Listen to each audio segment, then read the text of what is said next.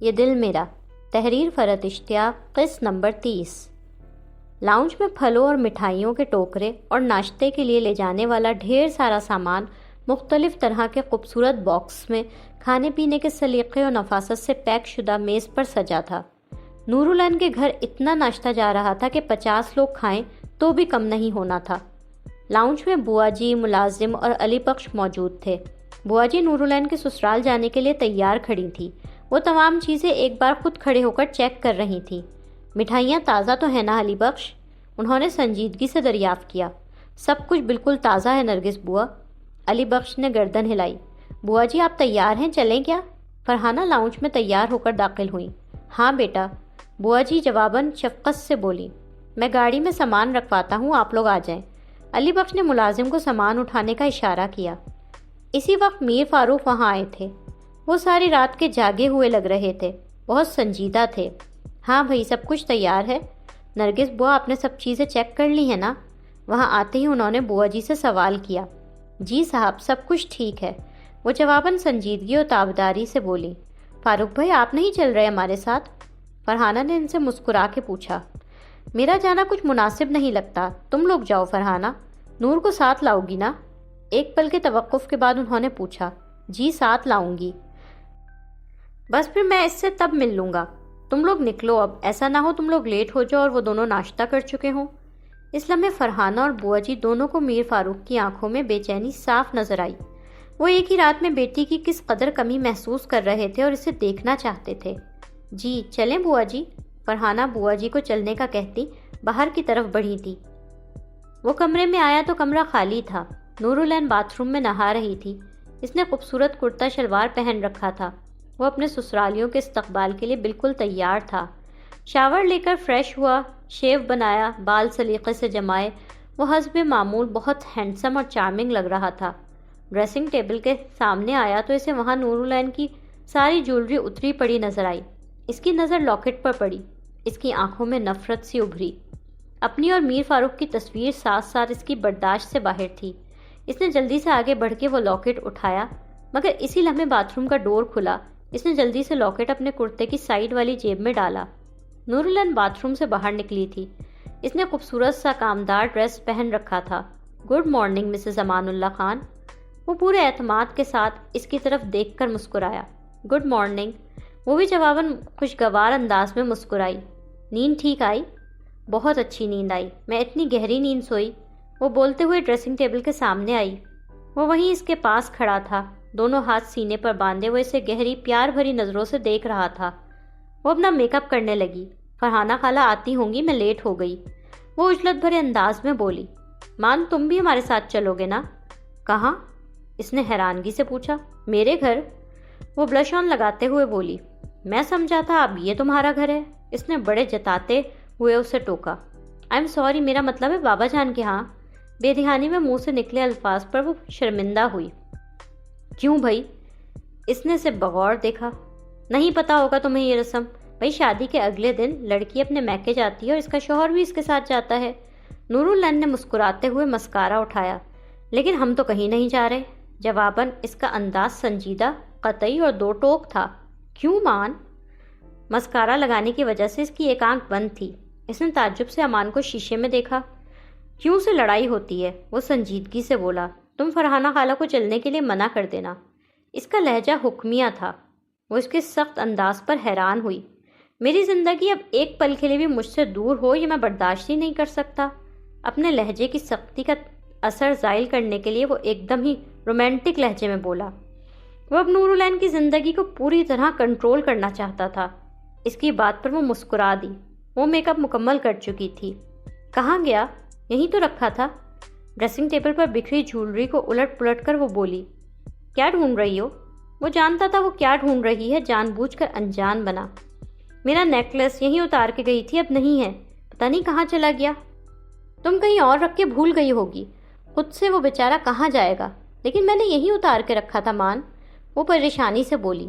مل جائے گا، یہیں کہیں ہوگا، تم نے کہیں اور رکھ دیا ہوگا، تم کوئی اور سی جولری پہن لو نا، وہ لاپرواہی سے بولا۔ نورالعین نے گردن ہلائی مگر اس کی آنکھوں میں ابھی بھی اس نیکلس کے نہ ملنے کی بے چینی سی بھری تھی۔ اس نے ایک گلو بن جولری باکس میں سے نکالا اور بال آگے کیے۔ لاؤ میں پہنا دوں۔ اس نے گلو بن اس کے ہاتھوں سے لیا۔ وہ شیشے کے سامنے کھڑی تھی، امان اس کے پیچھے کھڑا اسے گلو بن پہنانے لگا۔ دونوں کی نظریں شیشے میں ایک دوسرے سے ملی۔ اسے دیکھتے دیکھتے امان مدھم آواز میں مانوس گیت گنگنانے لگا۔ اس کے چہرے پر بظاہر مسکراہٹ تھی مگر اس کی آنکھیں وہ بڑی خوفناک اور خطرناک سی لگ رہی تھی۔ تمہاری آواز بہت خوبصورت ہے۔ نورالعین نے اس کی طرف مسکرا کے دیکھا۔ اسے یہ اندازہ ہی نہیں تھا کہ امان اس وقت کتنی نفرت بھری نظروں سے اسے دیکھ رہا تھا۔ اس نے گنگناتے گنگناتے پیچھے سے ایک دم ہی گلو بند کی ڈوری سختی سے کھینچی، اتنی سختی سے کہ نورالعین کے منہ سے تکلیف بھری آواز نکلی۔ آؤچ! آرام سے، کیا میری گردن دبانے کا ارادہ ہے؟ نورالعین کے منہ سے ہلکی سی چیخ نما آواز نکلی۔ دل تو یہی چاہتا ہے، وہ سرد اور شفاف لہجے میں بولا۔ اچھا جی، ایک دن میں ہی مجھ سے دل بھر گیا۔ وہ اس کی بات کو مذاق سمجھ کے ہنس پڑی۔ ویسے گردن دبانا تو خیر بہت بڑی بات ہے، تم مجھے کانٹا چبھنے جتنی تکلیف بھی نہیں دے سکتے، وہ بہت پر اعتماد لہجے میں بولی۔ اس کے اس اعتماد نے امان کو ایک بار پھر ہلا کے رکھ دیا۔ اس نے فوراً گلوبن کی ڈوری کو ڈھیلا کیا۔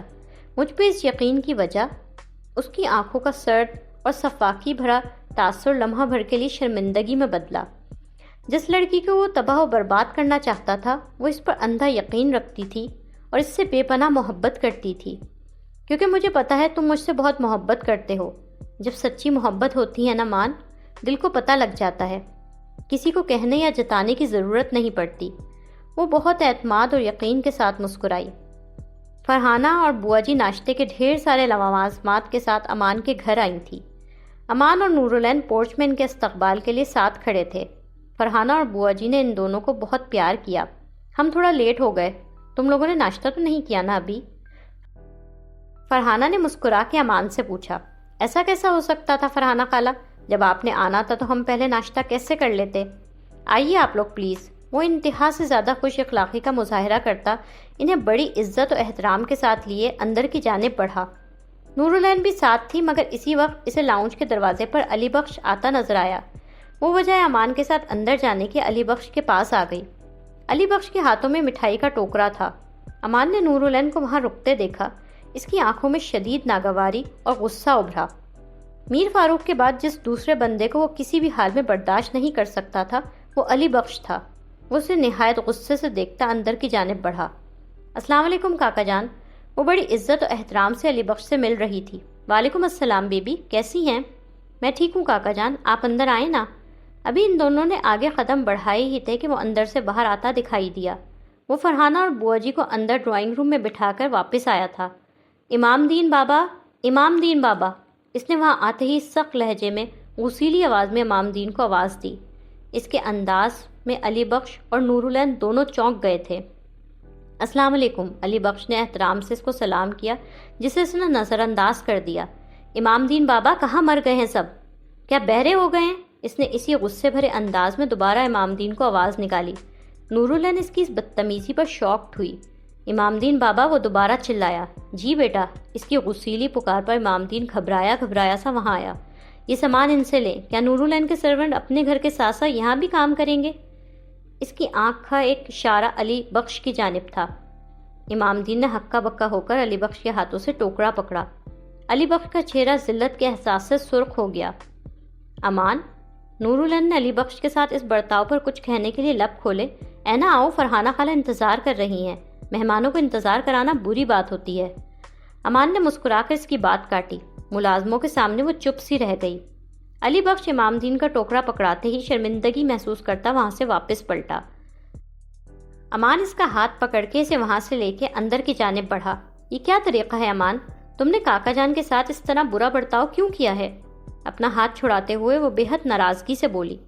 نوکروں کی جگہ گھر سے باہر ہوتی ہے، کیسے ڈرائنگ روم میں بٹھاؤں یا ساتھ بٹھا کے ناشتہ کراؤں؟ امان اس کی ناراضگی کے جواب میں بڑی بردباری اور سنجیدگی سے بولا۔ آنکھوں میں تنزیہ سا تاثر تھا۔ علی بخش کاکا نوکر نہیں ہے۔ نورالعین کا انداز احتجاج کرنے والا تھا۔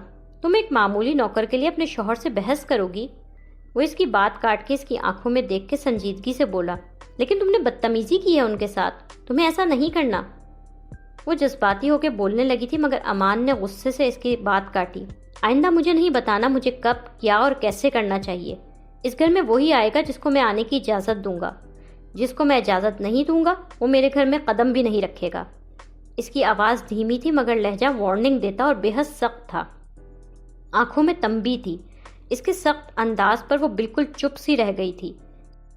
اسے بالکل یقین نہیں آ رہا تھا کہ امان اس کے ساتھ اس طرح سختی کے ساتھ بھی بات کر سکتا تھا۔ اپنی بات پوری کرتے ہی امان نے دوبارہ اس کا ہاتھ پکڑا۔ چلو اب، فرحانہ خالہ اور بوا جی ہمارا انتظار کر رہی ہیں۔ انداز پیار بھرا تھا اور مسکرایا۔ وہ ایک لمحے میں اپنی ٹون اور انداز بدل دیتا تھا۔ ایک پل اسے حکم سناتا، سختی سے بات کرتا اور اگلے پل مسکراتے ہوئے کوئی پیار بھری بات کہہ دیتا۔ یہ روتی ہوئی شکل نہیں، مسکراتے چہرے کے ساتھ۔ کم آن اسمائل۔ وہ بظاہر مسکرا کے کہہ رہا تھا مگر اس کی آنکھوں میں یہ حکم نظر آ رہا تھا کہ خبردار مہمانوں کے سامنے کوئی تماشا نہیں ہونا چاہیے۔ ہنستے مسکراتے مہمانوں کے پاس چلو۔ وہ اس کا ہاتھ تھامے ڈرائنگ روم کی جانب بڑھا۔ نورالعین کا ہاتھ بظاہر پیار سے مگر در حقیقت اس نے اس مضبوطی سے پکڑ رکھا تھا کہ وہ چاہ کر بھی اپنا ہاتھ اس کے ہاتھ سے چھڑا نہیں پا رہی تھی۔ نورالعین کا موڈ بری طرح خراب ہو چکا تھا۔ وہ سب ڈائننگ ٹیبل پر ساتھ بیٹھے ناشتہ کر رہے تھے۔ نورالعین کے اندر سے موڈ بہت خراب تھا اور وہ بہت اپسیٹ ہوئی ہوئی تھی مگر فرحانہ اور بوا جی کے سامنے وہ اوپری انداز میں مسکرا رہی تھی، جبکہ امان اتنا خوش اخلاق اور گرم جوش میزبان بنا ہوا تھا جیسے اس سے زیادہ نرم، شائستہ اور مہمان نواز دنیا میں کوئی انسان ہو ہی نہیں سکتا۔ امام دین گرم گرم پراٹھوں کی پلیٹ میز پر لایا۔ امان نے اسے اشارے سے گرم پراٹھا فرحانہ اور بوا جی کی پلیٹوں میں ڈالنے کے لیے کہا۔ فاروق بھائی رات سے بہت چپ چپ ہیں، اب تم لوگ جا کے ملو گے نا تو وہ خوش ہو جائیں گے۔ فرحانہ ناشتہ کرتے ہوئے مسکرا کے بولی۔ امان تم چل رہے ہو نا ہمارے ساتھ؟ فرحانہ خالہ آئی ایم سوری، میرا جانا تو تھوڑا مشکل ہو جائے گا، دراصل رات میں ولیمہ ہے، مجھے ذرا اس کے انتظامات وغیرہ دیکھنے ہوں گے۔ ہاں اگر اینا جانا چاہے تو آپ اسے ضرور لے جائیں۔ اچھا ہے انکل، اس سے مل لیں گے، وہ مسکرا کے بہت فرما بردار داماد بن کے جواباً بولا۔ نورالعین اس کی بات پر حیران ہوئی۔ اکیلے میں اسے میکے سے جانے سے منع کرنے کے بعد وہ اس کے گھر والوں کے سامنے بالکل معصوم بن گیا تھا۔ فرحانہ خالہ میں تھک گئی ہوں، تھوڑا ریسٹ کروں گی، پھر میرا 5 بجے بیوٹیشین کے ساتھ اپوائنٹمنٹ ہے، بابا جان سے رات کو ولیمے پر ہی مل لوں گی۔ امان کے جھوٹ کا بھرم رکھ کر وہ سنجیدگی سے بولی۔ چلو ٹھیک ہے، جیسا تم سب کو مناسب لگے، لیکن فاروق بھائی سے فون پر ضرور بات کر لینا، وہ تمہیں بہت یاد کر رہے ہیں۔ جی میں بھی بابا جان کو بہت یاد کر رہی ہوں۔ امام دین بابا بوا جی کے کپ میں گرم چائے ڈالیں۔ ہاتھ میں چائے کی کیتلی لاتے امام دین کو اس نے مخاطب کیا۔ بیٹا میں لے چکی، بوا جی نے تکلف بھرے لہجے میں انکار کیا۔ تھوڑا تو اور لینا بوا جی، آپ نے تو ابھی کچھ لیا ہی نہیں۔ وہ خود ان کے کپ میں اپنے ہاتھ سے چائے ڈالنے لگا۔ نورالعین نے بغور سے دیکھا۔ وہ علی بخش سے بدتمیزی کرتا تھا اور بوا جی کی عزت کرتا تھا۔ آپ کی واپسی کا کیا ہوا فرحانہ خالہ؟ اس نے سنجیدگی سے فرحانہ سے پوچھا۔ بس دیکھو آج کل میں سیٹ کرواتی ہوں، فاروق بھائی بھی میرا خیال ہے اس ویک پیرس چلے جائیں گے۔ انکل پھر پیرس جا رہے ہیں؟ امان نے آملیٹ کی پلیٹ فرحانہ کے آگے رکھتے ہوئے پوچھا۔ ہاں شاید کوئی کانفرنس ہے، فرحانہ نے لاپرواہی بھرے انداز میں بتایا۔ پتہ کریں فرحانہ خالہ، کانفرنس ہی ہے یا کوئی اور چکر ہے؟ میرا مطلب ہے انکل پیرس کے کچھ زیادہ ہی جلدی جلدی چکر لگاتے ہیں، کہیں وہاں اینا کی دوسری ماما کو تو نہیں رکھا ہوا انہوں نے؟ ایک شرارت بھری نظر فرحانہ پر ڈالتے ہوئے وہ ہنس کے بولا۔ نورالعین کو اپنے باپ کے حوالے سے اس کی یہ بات سخت بری لگی۔ بابا جان ایسے نہیں ہیں۔ ایسے کا کیا مطلب ہے بھائی؟ دوسری شادی کرنا کون سی بری بات ہے؟ بلکہ میں تو سمجھتا ہوں انکل کو کافی عرصے پہلے ہی شادی کر لینی چاہیے تھی۔ وہ اسی طرح مسکرا کے جواباً بولا، پھر فرحانہ کی طرف دیکھ کے جیسے تاکید چاہی۔ کیوں فرحانہ خالہ؟ ہاں تم ٹھیک کہہ رہے ہو امان، لائف پارٹنر کے بغیر تنہا زندگی گزارنا بہت مشکل ہوتا ہے۔ فرحانہ نے تائید کی۔ ویسے کیا پتہ انکل نے دوسری شادی کر رکھی ہو اور آپ لوگوں کو نہ بتایا ہو۔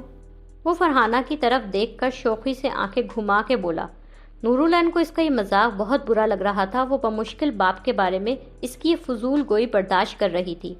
فرحانہ بظاہر مسکرا رہی تھی مگر اس کی مذاق میں کہیں ان باتوں کو وہ بہت چونک کر سن رہی تھی۔ اکیلے زندگی گزارنا کوئی آسان کام نہیں ہوتا۔ انکل تو ویسے بھی اتنے فٹ اور ینگ لگتے ہیں، خواتین ابھی بھی ان سے متاثر تو ضرور ہوتی ہوں گی۔ مسکرا کے بولتے ہوئے اس نے دیکھا نورالعین کا چہرہ سرخ ہوا ہوا تھا۔ وہ جانتا تھا نورالعین کو اس کی یہ باتیں بہت ناگوار گزر رہی ہیں۔ اینا برا مان رہی ہے، میرا خیال ہے ہم کچھ اور بات کرتے ہیں۔ شرارت سے مسکراتے ہوئے اس نے موضوع بدلا۔ اس کا مقصد فرحانہ اور بوا جی کے دلوں میں میر فاروق کی دوسری شادی کے حوالے سے شک و شبہ پیدا کروانا تھا۔ وہ آگ لگا کے مطمئن بیٹھا تھا۔ ناشتے کے بعد بوا جی اور فرحانہ کچھ دیر رکی تھی، پھر جانے کے لیے اٹھی۔ نورالعین بظاہر مسکرا رہی تھی، لیکن اندر سے اس کا موڈ خراب تھا۔ اس کے برعکس امان خوش اخلاقی اور مہمان نوازی میں بچھا بچھا جا رہا تھا۔ تھینک یو فرحانہ خالہ، بوا جی آپ لوگوں کے آنے کا اور ہمیں اتنے مزے کا ناشتہ کروانے کا۔ تھینک یو کی تو اس میں کوئی بات ہی نہیں ہے، فرحانہ جواباً خوش اخلاقی سے مسکرائیں۔ جیتے رہیں بیٹا، بوا جی شفقت سے بولی۔ اب رات میں ولیمے پر ملاقات ہوگی انشاءاللہ۔ خدا حافظ، فرحانہ نے نورالعین کو گلے لگا کر پیار کیا۔ جی انشاءاللہ، وہ زبردستی مسکرائی۔ آئے میں آپ کو باہر تک چھوڑاؤں۔ وہ انتہائی مہمان نوازی کا مظاہرہ کرتا ان لوگوں کو باہر تک چھوڑنے جا رہا تھا۔ ان لوگوں کے باہر نکلتے ہی نورالعین کے چہرے پر سے مسکراہٹ غائب ہوئی۔ وہ وہاں سے اندر لاؤنج کی جانب بڑھی۔ وہ بہت خفا اور غصے میں تھی۔ کیا سوچا جا رہا ہے مسز؟ وہ اندر آیا تو اسے لاؤنج میں صوفے پر ناراض سا چہرہ بنائے بیٹھے دیکھ کے مسکرا کے بولا، کچھ نہیں۔ وہ سنجیدگی سے بولی، یہ بتاؤ اب تمہارا کیا موڈ ہے، گھر پہ رہنا ہے یا کہیں باہر چلیں؟ میرا کوئی موڈ نہیں ہے۔ کہنے کے ساتھ ہی وہ اسی خفا چہرے کے ساتھ وہاں سے اٹھ کر اندر جانے لگی، لیکن امان نے اس کا ہاتھ پکڑ کے روکا۔ موڈ کیوں بگڑا ہوا ہے بھائی میری وائف کا؟ وہ پیار بھرے انداز میں مسکرایا۔ تم بابا جان کے بارے میں اتنے برے مذاق کیوں کر رہے تھے؟ وہ خفگی سے بولی، اور تمہارے خیال سے وہ فنی تھا؟ لیکن آئی ایم سوری، وہ فنی نہیں تھا۔ اور پھر تم نے کاکا جان کے ساتھ بھی اتنی بدتمیزی کی، وہ بیچارے کیا سوچ رہے؟ وہ غصے میں تھی۔ امان نے شروع میں اس کا غصہ برداشت کیا، مگر جیسے ہی اس نے علی بخش کا ذکر کیا اس کے چہرے پر غصہ آ گیا۔ کیا اب ہم تمہارے کاکا جان کے علاوہ کوئی اور بات کر سکتے ہیں؟ فار گاڈ سیک، وہ چڑ کے بولا۔ اس کی آواز اونچی ہو گئی تھی۔ تم مجھ پر چلا رہے ہو امان؟ اس کے انداز میں بے حد خفگی تھی۔ Okay okay, I am sorry, خود کو کمپوز کر کے وہ دھیمے آواز میں بولا۔ مجھے تم سے بات ہی نہیں کرنی۔ نورالعین کا موڈ بری طرح آف ہو چکا تھا۔ وہ انتہائی ناراضگی سے وہاں سے اندر کمرے کی جانب بڑھی۔ فی الحال وہ امان سے اتنی ناراض ہو گئی تھی کہ اس سے کوئی بھی بات نہیں کرنا چاہتی تھی۔ اینا یار بات تو سنو، اینا۔ امان نے اسے آواز دے کر روکنا چاہا، مگر وہ اس کی آواز انسنی کرتی لاؤنج سے واک آؤٹ کر گئی تھی۔ امان اور نورالعین سے ملنے کے بعد واپسی پر بوا جی اور فرحانہ دونوں مطمئن سی تھیں۔ وہ اس وقت راستے میں تھے۔ علی بخش ڈرائیور کے ساتھ آگے بیٹھا تھا اور وہ دونوں اس کے پیچھے بیٹھی تھی۔ اینا خوش لگ رہی تھی، فرحانہ مطمئن انداز میں بولی۔ جی ماشاءاللہ، اس پر روپ بھی بہت آیا تھا، اللہ نظر بد سے بچائے۔ بوا جی بردباری اور ممتا بھرے انداز میں جواباً بولی، آمین۔ سب ہیں، بس نیلوفر باجی ہی نہیں ہے اپنی بیٹی کی خوشیاں دیکھنے کے لیے۔ انہوں نے جان بوجھ کر مرحومہ بہن کا ذکر چھیڑا، کیونکہ امان کی باتوں نے انہیں سوچنے پر مجبور کر دیا تھا۔ ان کی گہری نظریں بوا جی اور علی بخش پر تھیں۔ نیلوفر کے ذکر پر انہوں نے بوا جی کا بے چینی سے پہلو بدلنا اور کترانا محسوس کیا۔ جی، خواہ مقام اپنا دوپٹہ درست کرنے لگی۔ علی بخش، نیلوفر باجی کی زندگی میں آپ بھی تو یہیں فاروق بھائی کے پاس ہی ہوتے ہوں گے نا؟ فاروق بھائی نے ایک بار ذکر کیا تھا آپ تو پیدا بھی انہی کے گھر پر ہوئے تھے۔ انہوں نے جان بوجھ کر علی بخش سے سوال کیا۔ جی بیگم صاحبہ، میرے دادا پردادا سب میر خاندان کے ملازم رہے ہیں۔ علی بخش سنجیدگی اور احترام سے بولا، بہت لمبا تعلق اور وفاداری ہے آپ لوگوں کی اور بوا جی کی میر خاندان کے ساتھ۔ فرحانہ کا لہجہ بظاہر تعریفی تھا۔ جی، وہ مختصر بولا۔ وہ بہت ذہین اور سمجھدار تھا۔ وہ سمجھ چکا تھا کہ فرحانہ کے یہ سوالات اتنے معصومانہ نہیں تھے جتنے بظاہر لگ رہے تھے۔ نیلوفر باجی کی اچانک موت کا صدمہ تو بہت ہوا ہوگا آپ کو؟ اس سوال پر اس کی آنکھوں میں ایک پل کے لیے بے چینی سی ابھری۔ وہ ان سوالوں کے جواب نہیں دینا چاہتا تھا۔ جی، بہت زیادہ صدمہ ہوا تھا، بہت بڑا دکھ تھا ہم سب کے لیے۔ اس نے نپا تلا سا جواب دیا۔ ایکسیڈنٹ بھی تو اتنا اچانک ہوا تھا نا باجی کا؟ باجی کو ایکسیڈنٹ کے بعد ہاسپٹل آپ اور فاروق بھائی ساتھ لے کے گئے ہوں گے نا؟ جی۔ کس ہاسپٹل لے کے گئے تھے؟ City hospital. علی بخش نے بے چینی سے پہلو بدل کے جو ہسپتال کا نام اس کے منہ میں آیا فوراً بول دیا۔ پھر فرحانہ کے سوالات سے بچنے کے لیے اس نے بڑی احتیاط اور ہوشیاری سے اپنے ایک موبائل سے جیب میں رکھے دوسرے موبائل پر کال ملائی۔ اس کا ایک موبائل اس کی گود میں پڑا تھا اور دوسرا قمیض کی جیب میں پڑا تھا۔ کال آنے کی زوردار ٹون گاڑی میں گونجی۔ فرحانہ جو مزید کچھ پوچھنا چاہتی تھی، علی بخش کا موبائل بجنے پر خاموش ہو گئی۔ علی بخش نے فوراً جیب سے دوسرا موبائل نکال کر کال ریسیو کی۔ ہیلو، جی صاحب، ہم لوگ بیبی کے گھر سے نکل آئے ہیں، راستے میں ہیں، بس پہنچنے والے ہیں۔ فرحانہ کی پرسوچ نظریں اس پر تھیں۔ انہیں یہ بات کھٹک گئی تھی کہ علی بخش اور بوا جی دونوں اس کے سوالات سے بچنے کی کوشش کرتے ہیں۔ زمان ہاؤس پہنچ کر علی بخش نے میر فاروق کو فرحانہ کی پوچھ تاچھ کے حوالے سے ساری بات بتائی، جس سے میر فاروق کے چہرے پر ناگواری اتری تھی۔ یہ فرحانہ تو میرے لیے ایک سردرد بنتی جا رہی ہے، اسے جلدی سے یہاں سے بھجوانا ہوگا۔ 20 سالوں بعد اچانک پتہ نہیں کس نے اس سے کیا کہا ہے جو اسے اپنی بہن کی موت کی تحقیقات کا شوق چڑھا ہوا ہے۔ وہ ناگواری سے بولے۔ وہ اس وقت اسٹڈی میں اپنی اونچی مخصوص نشست پر براجمان تھے۔ ان کی انگلیوں میں سگار دبا تھا۔ علی بخش ان کے سامنے مؤدبانہ انداز میں ہاتھ باندھے کھڑا تھا۔ وہ انہیں فرحانہ کے راستے میں کیے سوالات کے بابت بتا چکا تھا۔ ان کا جلدی یہاں سے جانا اچھا رہے گا صاحب۔ نور ٹھیک ہے علی بخش؟ جی ماشاءاللہ، بہت پیاری لگ رہی تھی، خوش بھی تھیں۔ بس وہ، علی بخش کچھ جھجک کے چپ ہوا۔ بس وہ کیا علی بخش، کوئی مسئلہ تھا کیا؟ نور کا کوئی مسئلہ ہے؟ ان کو تشویش ہوئی۔ نہیں نہیں، خدا نخواستہ بی بی تو بڑی خوش لگ رہی تھی صاحب، میں تو اپنے حوالے سے بات کر رہا تھا۔ مجھے اکثر ایسا لگتا ہے امان صاحب مجھے زیادہ پسند نہیں کرتے۔ وہ ذرا سنبھل کے محتاط سے انداز میں بولا، کیونکہ بات مالک کے داماد کے بارے میں کر رہا تھا۔ اس کی بات مکمل ہونے پر وہ پرسکون ہوئے۔ وہم ہے تمہارا، تم اس کے لیے کوئی اتنی اہم شخصیت نہیں ہو جو تمہیں پسند کرے یا ناپسند کرے۔ اپنے سسر کے ایک معمولی ملازم سے اسے کیا دلچسپی ہوگی؟ انہوں نے لاپرواہی سے سر جھٹک دیا۔ وہ علی بخش پر چاہے جتنا بھی انحصار کرتے تھے اور اس سے اپنا ہر معاملہ ڈسکس کرتے رہتے تھے، مگر جہاں ضرورت پیش آئے وہاں اسے اس کی اوقات یاد دلانا بھی نہیں بھولتے تھے۔ علی بخش شرمندہ ہو کے چپ ہو گیا۔ فرحانہ لاؤنج میں ہاتھ میں موبائل لیے بیٹھی تھی، جس پر وہ گوگل پر سٹی ہاسپٹل کراچی کو سرچ کر رہی تھی۔ ہاسپٹل کی آفیشیل ویب سائٹ پر ہاسپٹل کے تعارف اور مشن اسٹیٹمنٹ میں لکھی تاریخ نے ان کے شک و شبے کو مزید بڑھا دیا تھا۔ وہاں ہاسپٹل کے افتتاح کی تاریخ 22 دسمبر 2001 لکھی ہوئی تھی۔ اکیلی کیوں بیٹھی ہو بھائی؟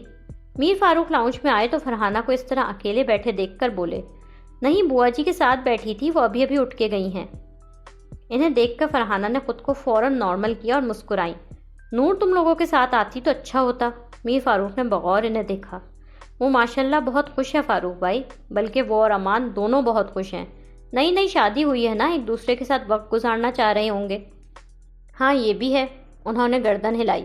آپ رات میں اس سے ولیمے پر مل لیجئے گا نا، ویسے بھی آپ کو اب اس کے بغیر رہنے کی عادت ڈالنی ہوگی۔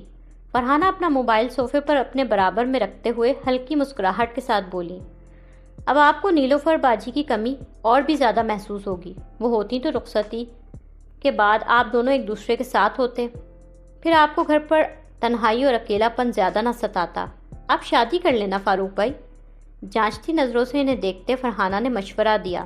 میر فاروق قہقہ لگا کے ہنسے، جب شادی کرنے کی عمر تھی تب نہیں کی، اب کیا کروں گا؟ داماد والا ہو گیا ہوں سالی صاحبہ، مجھے ایسے خطرناک مشورے نہ دو۔ وہ ہنستے ہوئے بولے، میں سیریس ہوں فاروق بھائی، چھوٹی بہن ہونے کے ناطے آپ کو یہ مشورہ دے رہی ہوں۔ نیلوفر باجی اتنی ہی عمر لکھوا کے لائی تھی، وہ چلی گئیں، آپ کیوں اپنی زندگی کو تنہائیوں کے سپرد کر رہے ہیں؟ اینا کے چلے جانے کے بعد تو اب آپ اور بھی زیادہ اکیلے پڑ جائیں گے۔ ان کی آنکھوں میں بغور دیکھ کے فرحانہ نے اندازہ لگانا چاہا کہ کیا ان کو واقعی نیلوفر سے اتنی ہی محبت تھی جتنی وہ جتاتے تھے، یا یہ سب ان کا ڈرامہ تھا؟ مگر وہ چالاک آدمی تھے، وہ کبھی اپنی کسی بات سے، کسی اندازے سے خود کو پکڑے جانے نہیں دیتے تھے۔ یہ اکیلا پن، یہ تنہائیاں میرا نصیب ہیں فرحانہ۔ نیلوفر سے میری وفا اور محبت کا یہی تقاضا ہے کہ اس کی جگہ کبھی کسی اور کو نہ دوں۔ وہ بہت سنجیدگی سے بولے، جیسے ان سے زیادہ وفا شعار اور مرحومہ بیوی سے محبت کرنے والا دنیا میں کوئی شخص ہو ہی نہیں سکتا۔ خیر یہ باتیں چھوڑو، میں تمہیں ضروری بات بتانے آیا تھا۔ ایک پل کی سنجیدگی کے بعد وہ موضوع بدلتے ہوئے بولے، میں نے تمہاری کل رات کی واپسی کی سیٹ کروا دی ہے۔ لگتا ہے آپ کو مجھے یہاں سے بھیجنے کی بہت جلدی ہے فاروق بھائی۔ فرحانہ کے منہ سے بے ساختہ قدرے تنزیہ انداز میں نکلا، ارے نہیں، کیسی باتیں کر رہی ہو؟ وہ تو تم نے ہی کہا تھا نا تم ولیمے کے بعد کی اپنی سیٹ کرواؤ گی۔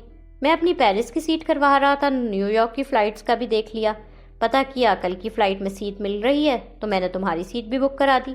تم اگر ابھی اور رکنا چاہتی ہو تو یو آر موسٹ ویلکم، تمہارا اپنا گھر ہے بھائی، میں سیٹ کینسل کروا دیتا ہوں۔ ان کے طنزیہ انداز پر میر فاروق فوراً وضاحتی انداز میں بولے، آپ تو سیریس ہو گئے، میں مذاق کر رہی تھی فاروق بھائی، آئی نو آئی ایم ویلکم ہیئر، میری بہن کا گھر ہے، لیکن ابھی میں خود بھی جانا چاہ رہی ہوں، آپ نے اچھا کیا سیٹ کرا دی۔ فرحانہ بظاہر مسکرا کے خوش دلی سے بولی۔ میر فاروق نے سنجیدگی سے سر ہلایا۔ وہ پچھلے کئی گھنٹوں سے امان سے ناراض ہو کر منہ پھلائے کمرے میں بیڈ پر بیٹھی تھی کہ اسی وقت امان وہاں آیا۔ اس کے ہاتھوں میں کھانے کی خوب سجی ہوئی ٹرے تھی۔ ٹرے میں چاول، شاشلک، سلاد اور فروٹس وغیرہ سب بڑی نفاست سے سجے نظر آ رہے تھے۔ اس نے جینز اور ٹی شرٹ کے اوپر ایپرن پہن رکھا تھا۔ شیف امان اللہ آپ کے لنچ کے ساتھ حاضر ہے۔ ٹن ٹنان! اس نے مسکرا کے چمچ ٹرے پر بجایا۔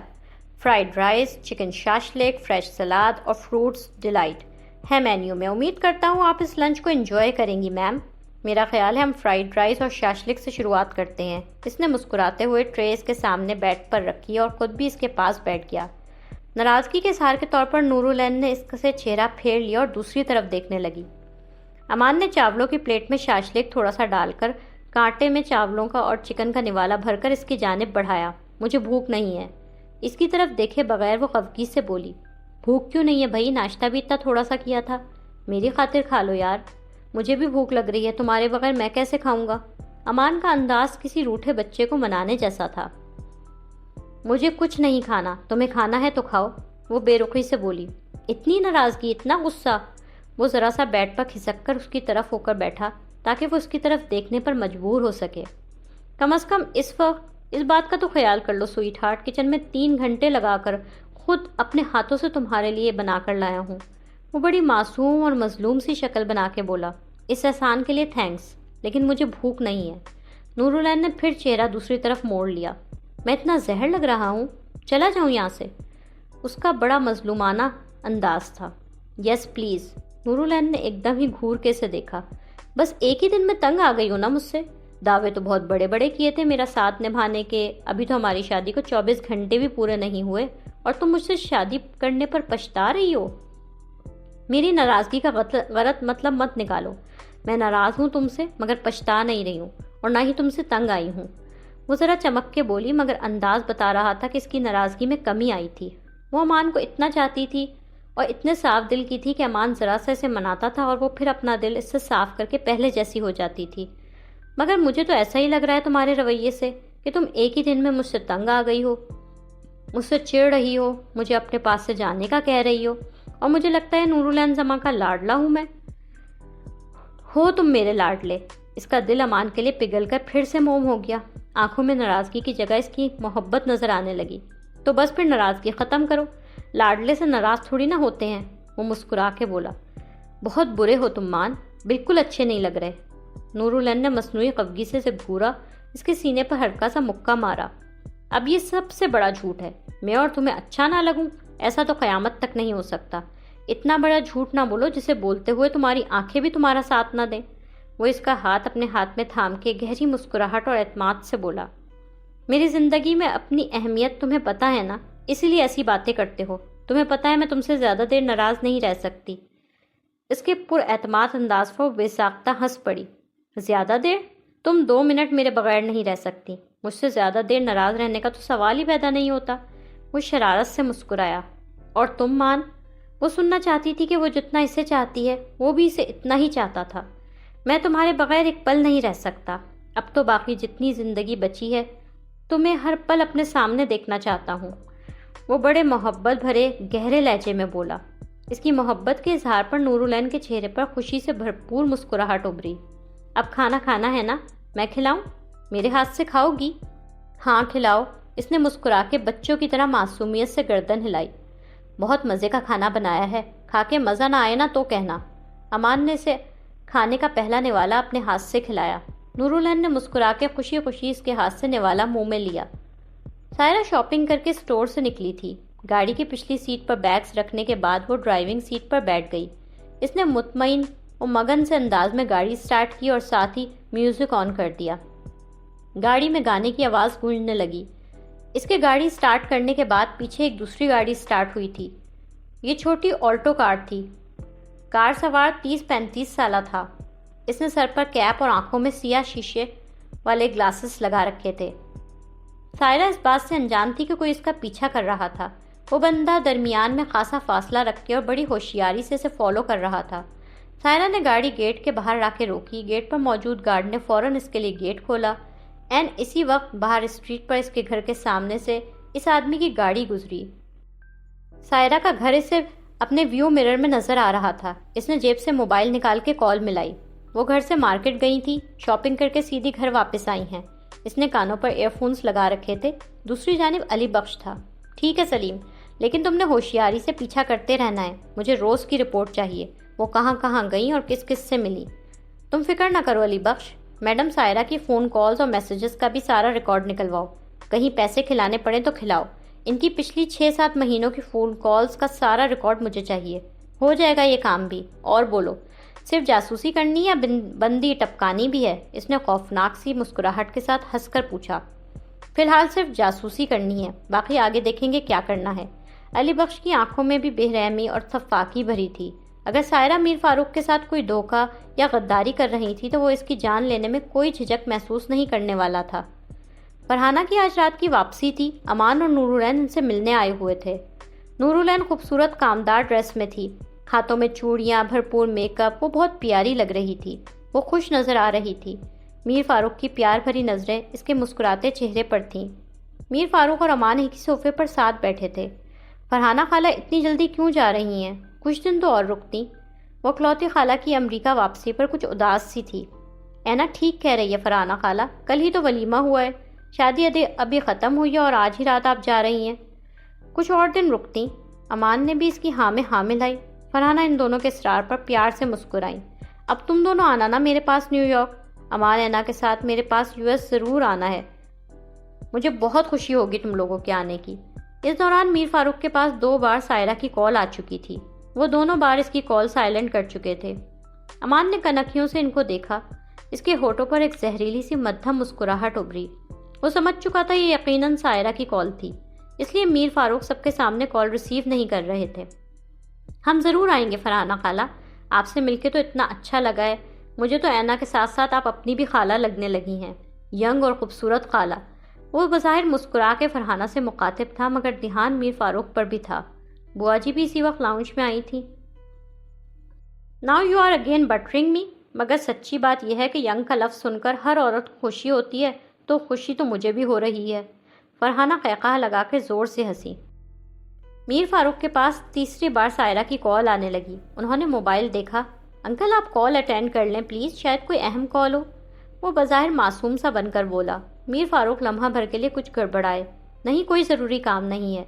میر فاروق نے خود کو کمپوزڈ کیا، پھر کال کاٹ کر موبائل پر ابھی مصروف ہوں کا میسج سائرہ کو بھیج دیا۔ امان دل ہی دل میں ان کی بوکھلاہٹ پر ہنسا۔ نرگس بوا کوئی چائے وغیرہ کا بندوبست کروائیں اور ڈنر کے لیے بھی کچھ اچھا سا بنوائیں۔ میر فاروق اپنی ان مسلسل آتی کال سے دھیان ہٹانے کے لیے بوا جی سے بولے، جی بہت بہتر۔ انکل ڈنر تو آج ہم نہیں کریں گے، ہمارا ڈنر باہر کرنے کا پروگرام ہے۔ وہ تو بس ہم فرحانہ خالہ کی واپسی کا اچانک پتہ چلا تو ہم ان سے ملنے آ گئے۔ بوا جی آج چائے پلوا دیں، ڈنر ہم کسی اور دن کرنے آئیں گے۔ جیسے تم لوگوں کی خوشی امان، یہ تمہارا اپنا گھر ہے۔ میر فاروق نے اسے پیار اور شفقت سے دیکھا۔ فرحانہ خالہ آپ کی فلائٹ کتنے بجے کی ہے؟ نورالعین نے فرحانہ سے پوچھا۔ صبح 4 بجے کی ہے نا؟ ہم تو خیر آپ کے پاس US ضرور آئیں گے، لیکن آپ نے بھی اب ہر سال ہم سے ملنے پاکستان آنا ہے فرحانہ خالہ۔ امان کی بات پر میر فاروق قدرے بے چین ہوئے تھے۔ وہ نہیں چاہتے فرحانہ آئندہ کبھی بھی ان لوگوں سے ملنے آئے۔ انشاءاللہ ملاقات رہے گی اب داماد جی۔ اسی وقت وہاں پر علی بخش آیا۔ اس نے میر فاروق کو احتراماً اطلاع دی، آفس سے مخصوص صاحب کا فون آیا ہے، انہیں ہولڈ کراؤ، میں آ رہا ہوں۔ علی بخش سر ہلاتا ہوا وہاں سے چلا گیا۔ ایکسکیوز می، میں بھی آتا ہوں۔ میر فاروق ان سے ایکسکیوز کرتے اٹھ گئے۔ میں پیرس سے ہوا ہوں، پھر یہ ڈیل فائنل کرتے ہیں۔ وہ اسٹڈی میں کھڑے مخصوص صاحب سے کارڈلیس فون پر بات کر رہے تھے۔ بات کرتے ہوئے ان کی نظر دروازے سے داخل ہوتی نورالعین پر پڑی تو وہ اسے دیکھ کر مسکرائے۔ چلو باقی سب کل میٹنگ میں ڈسکس کرتے ہیں۔ اب اس کال کی اہمیت ان کے نزدیک 0 رہ گئی تھی۔ آف کورس میں کل صبح آؤں گا، نور کی شادی کی وجہ سے نہیں آ رہا تھا، کل سے آفس آؤں گا، خدا حافظ۔ انہوں نے فوراً گفتگو ختم کی۔ نور، کال ختم کر کے وہ اس کی طرف دیکھ کر بھرپور انداز میں مسکرائے۔ نورالعین ان کے قریب آ گئی۔ کیسے ہیں بابا جان؟ آپ سے اکیلے میں بات کرنے کا موقع ہی نہیں ملا 2-3 دنوں سے۔ میں تو بالکل ٹھیک ہوں، میری بیٹی کیسی ہے؟ اس کے کندھے کے گرد بازو حائل کیے انہوں نے بغور اس کو دیکھا۔ اس کی آنکھیں پڑھ کر وہ یہ جاننا چاہ رہے تھے کہ ان کی بیٹی شادی کے بعد کتنی خوش تھی۔ آپ کو کیسی لگ رہی ہوں؟ وہ مسکرائی۔ بہت پیاری، بہت خوش۔ خوش ہونا نور۔ میر فاروق شفقت سے مسکرا رہے تھے۔ میں بہت بہت بہت خوش ہوں بابا جان، امان میرا بہت خیال رکھتا ہے، پتہ ہے بابا جان، وہ میرے لیے کھانا بناتا ہے۔ وہ خوشی سے بولی۔ اچھا، یہ تو بڑی نئی خوبی پتہ چلی امان کی۔ وہ خوش دلی سے مسکرایا۔ وہ بہت اچھی کوکنگ کرتا ہے، مزے مزے کے کھانے بنا کر مجھے کھلا رہا ہے۔ یعنی میری بیٹی اپنے نئے گھر اور نئی زندگی میں بہت خوش ہے؟ جی میں بہت خوش ہوں بابا جان، زندگی میں جو کچھ میں نے چاہا سب پا لیا۔ ظاہر ہے آپ کو بہت یاد کرتی ہوں، اپنے گھر کو بھی مس کرتی ہوں، لیکن اس کے علاوہ زندگی میں سب کچھ بالکل پرفیکٹ ہے۔ کبھی کبھی لگتا ہے میں اس دنیا کی سب سے خوش قسمت لڑکی ہوں، جس سے اس کے بابا شوہر سب اتنا پیار کرتے ہیں۔ اس کی خوشی اس کی آنکھوں سے چھلک رہی تھی۔ میر فاروق کا دل سکون اور اطمینان سے بھر گیا تھا۔ الحمدللہ، اللہ میری بیٹی کو ہمیشہ اسی طرح ہنستا مسکراتا اور خوش رکھے۔ میں ہمیشہ اپنی بیٹی کا خوشی سے جگمگاتا یا چہرہ دیکھوں۔ میر فاروق نے فرتے محبت سے اس کا ماتھا چوما۔ اوکے فرحانہ خالہ، ہیو اے سیف فلائٹ۔ پہنچ کر اپنی خیریت کی اطلاع ضرور دیجیے گا۔ مسکرا کے کہتے ہوئے امان اپنی گاڑی کے قریب رکا۔ وہ لوگ اب گھر کے لیے نکل رہے تھے اور سب سے خدا حافظ کہنے کے بعد اب وہ پورچ میں کھڑے فرحانہ سے رخصت لے رہے تھے۔ شور امان، تم بھی اپنا اور میری بھانجی دونوں کا بہت خیال رکھنا، فرحانہ مسکرا کے بولی۔ پھر انہوں نے نورالعین کی طرف پیار سے دیکھا۔ نورالعین کی آنکھوں میں نمی سی دیکھ کر انہوں نے ٹوکا۔ رونے کی بالکل نہیں ہو رہی ہے نا؟ اگر تم روئی نا تو میں بھی رو پڑوں گی۔ پتہ نہیں اب آپ سے کب ملوں گی فرحانہ خالہ، وہ بھررائی ہوئی آواز میں بولی۔ ہم جلدی ملیں گے انشاءاللہ۔ تمہاری شادی کی ڈھیر ساری خوشیاں سمیٹ کر جا رہی ہوں۔ ایسے رونے والی شکل بنا کے نہ خود ڈپریس ہو اور نہ مجھے کرو۔ کم آن، مجھے اسمائل کر کے دکھاؤ۔ وہ بمشکل ہلکا سا مسکرائی۔ فرحانہ نے اس کو محبت سے گلے لگایا۔ تمہاری شادیوں کی خوشیوں کے ساتھ ساتھ بہت ساری الجھنیں بھی یہاں سے سمیٹ کر ساتھ لے جا رہی ہوں، ہے نا؟ اپنی بہن کی زندگی اور موت دونوں کے حوالے سے بہت سے سوال ساتھ لے کر جا رہی ہوں، جن کے جواب پتہ نہیں کبھی ڈھونڈ بھی پاؤں گی یا نہیں۔ ان کی آنکھوں میں کئی سوال اور الجھنیں تھیں۔ نورالعین ڈریسنگ ٹیبل پر جھکی اپنا نیکلس ڈھونڈ رہی تھی جو اسے نہیں مل رہا تھا۔ پتہ نہیں کہاں چلا گیا، مل ہی نہیں رہا۔ ڈریسنگ ٹیبل کی درازوں کو کھنگالتے ہوئے اس نے خود کلامی کی۔ کیا نہیں مل رہا سویٹ ہارٹ؟ امان کمرے میں آیا تو اسے ڈریسنگ ٹیبل کے سامنے جولری باکس پر جھکے دیکھ کر اس نے پوچھا۔ نورالعین نے گردن گھما کر اسے دیکھا۔ دیکھو نا مان، مجھے میرا نیکلس نہیں مل رہا، وہ جو تم نے گفٹ کیا تھا۔ اس کے چہرے پر پریشانی تھی۔ مل جائے گا، تم کہیں اور رکھ کے بھول گئی ہوگی، وہ لاپرواہی سے بولا۔ مجھے اچھی طرح یاد ہے، میں نے نہانے کے لیے جانے سے پہلے وہ یہیں اپنی باقی جولری کے ساتھ اتار کے رکھا تھا، پھر وہ خود سے کہیں کیسے چلا جائے گا؟ ہو سکتا ہے اس کے ہاتھ پاؤں نکل آئے ہوں، اس نے مذاق کیا، مگر نورالعین کو برا مانتے دیکھ کر وضاحتی انداز میں بولا، مذاق کر رہا ہوں یار، ہو سکتا ہے تم نے جلدی میں کسی اور دراز میں ڈال دیا ہو یا باتھ روم کے کسی کیبنٹ میں رکھ کر بھول آئی ہو۔ لیکن اب میں نے سب جگہ اچھی طرح چیک کر لیا ہے، باتھ روم میں بھی دیکھ کر آئی ہوں۔ پھر وہ کہاں چلا گیا؟ وہ ہر جگہ اچھی طرح ڈھونڈ چکی تھی، ایک نیکلس ہی تو تھا، ہے نا؟ چھوڑو، نہیں مل رہا تو میں تمہیں دوسرا لا دوں گا، وہ لاپرواہی بھرے انداز میں بولا۔ اس کو اس نیکلس سے اب شدید نفرت تھی۔ وہ چاہتا تھا نورالعین اس نیکلس کا ذکر بھول جائے۔ امان، اس نیکلس کی بہت اہمیت تھی میرے لیے، اس کی جگہ کوئی دوسرا گفٹ نہیں لے سکتا۔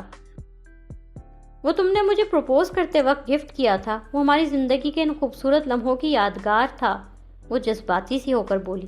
جس نے تمہیں پروپوز کیا تھا، جس نے وہ گفٹ تمہارے لیے خریدا تھا، وہ تمہارے ساتھ ہے نا، اور ابھی زندہ ہے۔ زندہ لوگوں کی یادگار کیوں سنبھالنا چاہتی ہو؟ بے جان چیزیں تو مرے ہوئے لوگوں کی یادگار کے طور پر سنبھال کے رکھی جاتی ہیں۔ وہ اس کی آنکھوں میں دیکھ کر بہت سنجیدگی سے بولا، یادگار بنانے کے لیے ایسے ہزاروں نیکلس میں تمہیں گفٹ کر دوں گا، انہیں تم میرے مرنے کے بعد میری یاد بنا کے اپنے ساتھ رکھنا۔ زندگی سے بڑی حقیر اور بے معنی سی چیز لگتی تھی۔ یہ کیا فضول باتیں کر رہے ہو مان؟ مرنے کی باتیں مت کرو، تمہارے ساتھ بہت ساری صدیاں جینا چاہتی ہوں۔ اس کی باتوں سے اسے ڈرا دیا تھا۔ وہ خفگی سے بولی، تمہیں مرنے سے ڈر لگتا ہے؟ گہری اداسی سے وہ مسکرایا، بہت، اپنے مرنے سے بھی، اور جن سے میں بہت پیار کرتی ہوں انہیں کبھی نقصان نہ پہنچے، یہ سوچ سوچ کر بھی بہت ڈرتی ہوں۔ میں اپنے کسی بھی پیارے کو کبھی نہیں کھونا چاہتی مان، وہ گردن ہاں میں ہلا کے قدرے خوفزدہ سے انداز میں بولی۔ اس کی ان باتوں پر امان کے چہرے پر ایک سخت سا تکلیف دہ تاثر پھیلا۔ وہ اس کا ہاتھ تھامے کمرے سے نکلا۔ تمہیں ڈر نہیں لگتا مان؟ اس کو کوریڈور میں خاموشی سے چلتے دیکھ کر نورالعین نے پوچھا۔ کس چیز سے؟ مرنے سے؟ مجھے کسی بھی چیز سے ڈر نہیں لگتا، اور موت سے تو بالکل بھی نہیں۔ اس کی آنکھوں میں تلخی بھری تھی۔ وہ زندگی سے اور اپنی تقدیر سے شاکی تھا۔ تمہیں کبھی میرے چھن جانے کا ڈر نہیں لگا؟ مجھے تو بہت ڈر لگا تھا، نورالعین نے اس کی طرف دیکھ کر سنجیدگی سے پوچھا۔ اس نے محبت سے اسے بھرپور بے فکرے زندگی گزاری تھی۔ جب بابا جان تمہارے رشتے کے بارے میں سوچ رہے تھے، ہاں نہیں کر رہے تھے، تب مجھے تمہیں کھو دینے کا بہت خوف محسوس ہوا تھا۔ اتنا کچھ کھو چکا ہوں کہ اب کچھ بھی چھن جانے، کھو جانے سے ڈر نہیں لگتا۔ پتہ ہے دنیا کا سب سے بے فکر انسان کون ہے؟ وہ جسے کچھ بھی چھن جانے کا ڈر نہ ہو۔ اس کی تلخ نظریں اور کرب میں ڈوبا لہجہ تھا۔ وہ دونوں لاؤنج میں آ چکے تھے۔ تم اپنے پیرنٹس کے بارے میں بات کر رہے ہو نا؟ نورالعین نے نرمی اور ہمدردی سے پوچھا۔ تم کبھی مجھ سے ان کی باتیں شیئر کیوں نہیں کرتے؟ وہ دونوں کیسے تھے؟ جس ایئر کریش میں ان کی ڈیتھ ہوئی، وہ اس دن کہاں جا رہے تھے اور تم کہاں پر تھے؟ کبھی فرصت سے سب باتیں تمہیں بتاؤں گا، بلکہ تم کو ہی بتاؤں گا، ایک ایک بات تفصیل سے۔ وہ بہت گہرے پر اصرار سے لہجے میں بولا۔ نورالعین نے اسے قدرے ناسمجھی اور حیرانگی سے دیکھا۔ اس سے پہلے کہ وہ کچھ اور پوچھتی، اسی وقت وہاں شیرو بھونکتا ہوا آیا۔ اسے دیکھ کر وہ مارے ڈر اور خوف کے باقی ہر بات بھول گئی۔ مان، وہ بہت زور سے چلائی۔ شیرو اس کے پاس آ کے بھونکنے لگا۔ وہ ڈر کے مارے امان کے پیچھے چھپ گئی۔ وہ ہنس پڑا۔ جتنا تم اس سے ڈرتی ہو، یہ اتنا ہی تمہارے قریب آنا چاہتا ہے نا؟ مان، اسے یہاں سے پیچھے بھیجو پلیز، وہ ڈرتے ہوئے بولی۔ شیرو، بی اے گڈ بوائے، دیکھ نہیں رہے وہ تم سے ڈر رہی ہے؟ امان نے اس کی طرف لپکتے شیرو کو ٹوکا۔ اس کے ٹوکنے پر شیرو چپ ہو گیا، مگر وہ دیکھ نورالعین ہی کو رہا تھا۔ اے نا شیرو سے ڈرو نہیں یار، دیکھو وہ تم سے دوستی کرنا چاہ رہا ہے، تم اسے اچھی لگی ہو۔ یہ کہتے ہوئے اس نے نورالعین کا ہاتھ پکڑا اور اپنے پیچھے سے آگے لایا۔ وہ ابھی بھی کنکھیوں سے خوفزدہ سی شیرو کو ہی دیکھ رہی تھی۔ مان، اس سے کہو میرے پاس نہ آئے، وہیں دور کھڑا رہے۔ شیرو کو اپنے قریب آنے کی کوشش کرتا دیکھ کر وہ پھر سے چلائی۔ وہ تم سے دوستی کرنا چاہتا ہے نا؟ امان اس کا ہاتھ پکڑ کر اسے شیرو کے پاس لے آیا۔ ایک بار کہ میرے کہنے پر اسے دوستی کر کے تو دیکھو، اس سے زیادہ وفادار دوست کوئی نہیں ملے گا تمہیں۔ تمہارے بابا کے 1000 گارڈز پر میرا ایک شیرو تمہاری حفاظت کے لیے کافی ہے۔ یہ پاس ہوگا نا، تو چاہے میں ہوں یا نہ ہوں، تم محفوظ ہوگی۔ شیرو تمہاری حفاظت کرے گا۔ اس نے نورالعین کا ہاتھ پکڑ کے شیرو کے اوپر اس کا ہاتھ رکھا اور اپنا ہاتھ ہٹا لیا۔ مان، وہ ڈری ہوئی تھی۔ بھروسہ رکھو، زندگی یہ تمہیں کچھ نہیں کہے گا۔ وہ اسے شیرو کی پشت پر ہاتھ پھیرنے کو کہہ رہا تھا۔ اس نے ڈرتے ڈرتے شیرو کی پشت پر ہاتھ پھیرا۔ شیرو خوش ہو کر بھونکنا شروع ہو گیا۔ اس کے بھونکنے پر وہ پھر سے ڈر کر اچھلی۔ چلو دوستی کا آغاز تو ہوا، آہستہ آہستہ پکی دوستی بھی ہو جائے گی۔ اس کے ڈرنے پر وہ ہنس پڑا۔ لائک، کامنٹس، شیئر کریں اور تازہ ترین اپڈیٹس کے لیے سبسکرائب کریں۔